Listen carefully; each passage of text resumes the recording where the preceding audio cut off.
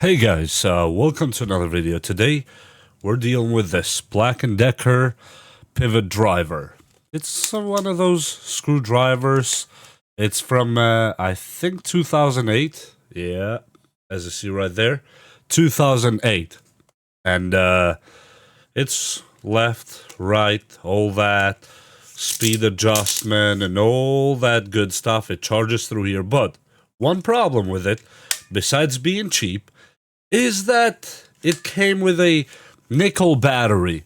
And today, I'm going to attempt to upgrade it to lithium battery so I can still use it. It has actually plenty of torque. Believe it or not, it has plenty of torque.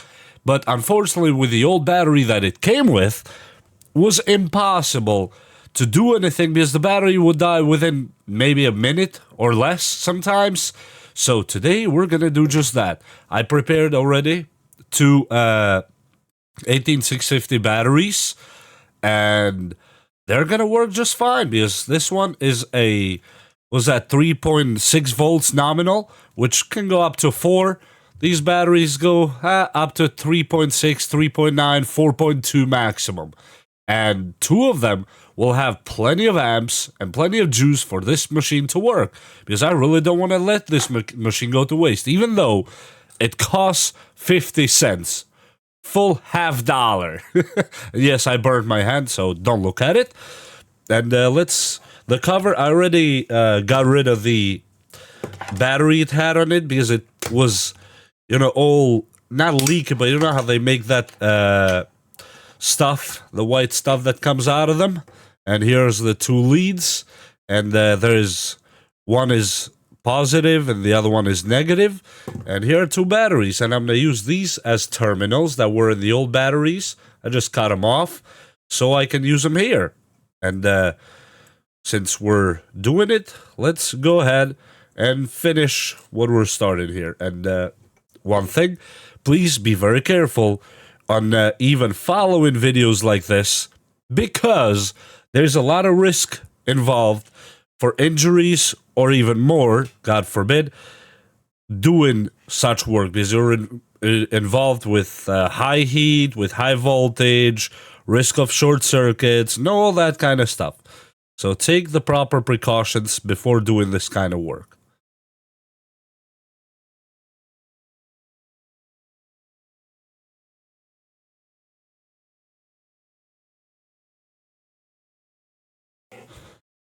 Okay, guys, the soldering is done on the battery, and a quick suggestion here is do not solder directly on these batteries like I did, but don't forget, I'm doing it just for as an experiment to see if we can revive this tool, but soldering directly on these batteries is very dangerous. You're running a high risk here. And what you're always supposed to do is to spot weld. And how you do this, you're supposed, when you are welding on these batteries, you leave a piece of the metal here outside.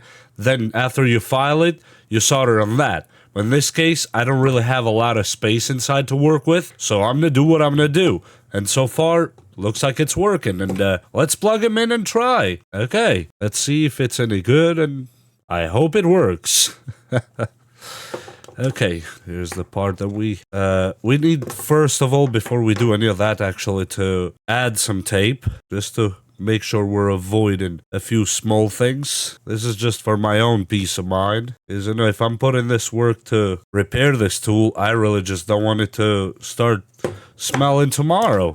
And that burning cable smell is not exactly a good thing. And I don't know any technician that actually likes that smell. That's always about bad news. So here we go. Just to make sure these contacts are good and safe. And let me go over it here. And as you see, we did some tape in here.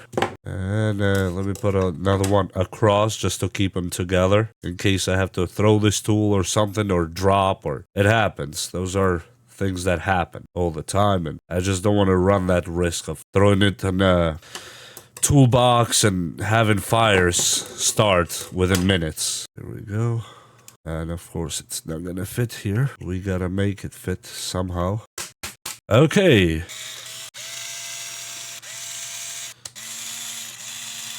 and it spins in both sides. And let me grab something to open up with this new tool, and let's see how it works. Okay, and I found probably the worst sample to try, but I'll try it anyway.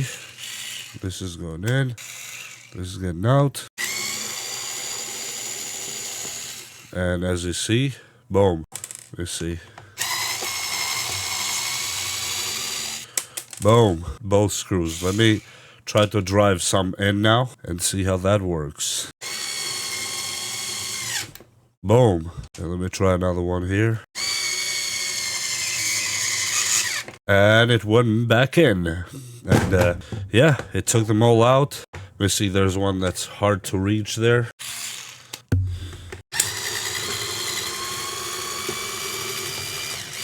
And as you guys saw, it took it out like it's nothing, just like butter.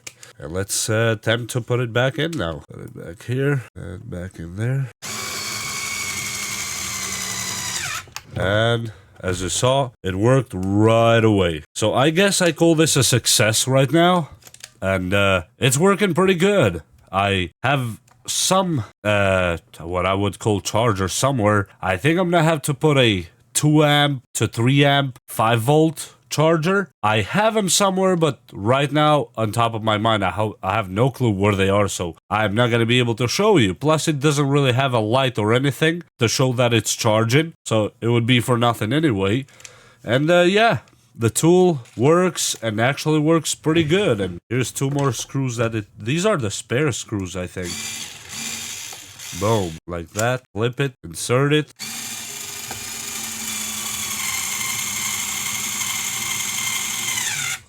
And these are quite rough screws. On this machine, it's one of those Chinese saws, whatever, chainsaw. That, you know, I wish Black & Decker did it with lithium since back then, but they didn't. That's why I bought it for 50 cents. And now I have a really powerful screwdriver that I can change the bits anytime I want and put something else if I want, a flathead or whatever. It's just a regular hex here, just like you would have on your impact drill, and you drop your bit head here. And in any case, that's all I had for this video. I hope you learned something, and yeah, don't let the old tools die. 50 cents. And for 50 cents, right now, if somebody offered this to me, and in this case, modified with the new batteries and all that, I'd gladly pay 15-20 bucks. I'm not selling it, but I'm just saying that these things are worth it. These are not bad tools. It's made out of metal, all this here. It has some hard plastic on the back here, hard plastic on the handle. It's not really that bad. And we'll see you next time. Please hit like and subscribe, and bye!